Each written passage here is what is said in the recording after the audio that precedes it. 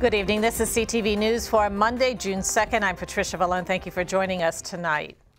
Well, for 3 months, movie theaters in our region have been terrorized by bottle bomb incidents. Tonight, the man arrested for the crimes is being held on a $50 million bond. Byron Scott has our story. Moviegoers can indeed rest a little easier with the arrest of 20-year-old suspect Manuel Joyner Bell Jr. 20-year-old Manuel Joyner faces at least 20 felony charges in connection with 6 bottle bomb incidents that occurred in theaters in Anne Arundel County, Fairfax, Montgomery, and at this Magic Theater in Prince George's County. Joyner was arrested at work Saturday night. Investigators say he confessed to all 6 incidents, which go back to March. This is actually could have been deadly if not from the effects of the bottle bombs, from the potential stampede of people affected by that. So absolutely, whether it was considered a prank by anybody else doesn't matter to us at this point. There's a $50 million bond that says it was a pretty serious event. Investigators would not say what led them to Joyner, nor what chemicals were used to make the bottle bombs. They conducted a search Saturday night at his house in Bowie, where he lives with his mother, sisters, and nieces. I saw, well, a lot of things were in bags. You know, Gatorade bottles and computers and everything. Most of the stuff was in bags. Neighbor Ronald Bankies says he was shocked to hear Joyner was arrested for the bottle bombs. He was just a normal kid, like the rest of the kids around here. He didn't act crazy, or he was a regular kid. What does everybody make out of this? It's a sad situation.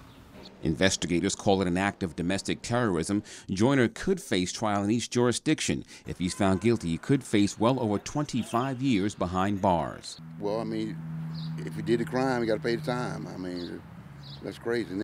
Byron Scott, CTV News. And some good news, crime in Prince George's is on the decline. It's a historic low for the county, which officials attribute to a new state gun law. Governor Martin O'Malley made a stop in Largo today to discuss this milestone and the improvements needed in the future. CTV's Stephen Graves has the story.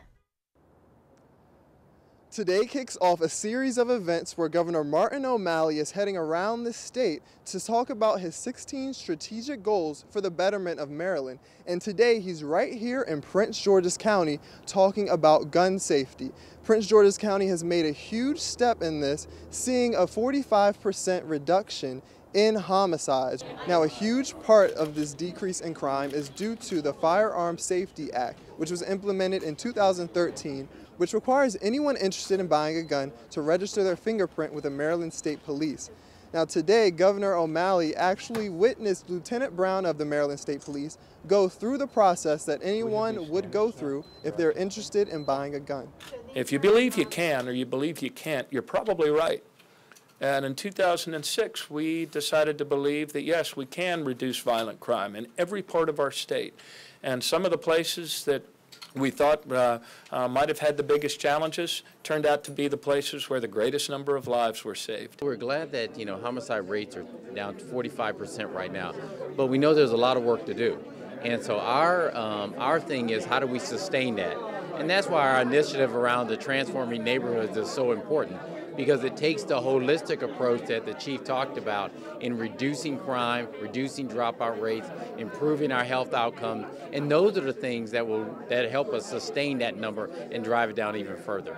This is the lowest the crime rate has been in Prince George's County since the 1970s, but Prince George's County officials say they want to see that number go down significantly by the year 2018. In Largo, this is Stephen Graves with CTV News. And Governor O'Malley plans to make several more stops around Maryland over the next few months to speak about sustainability, health, and other matters. An effort to repeal a state law banning discrimination against transgender people has fallen short. Opponents of the bill failed to gather the more than 18,000 signatures needed to get the issue on the November ballot. Delegate Neil Parrott, who launched the petition, conceded that they were off by about 1,000 signatures. O'Malley signed the measure, commonly known as the bathroom bill, last month.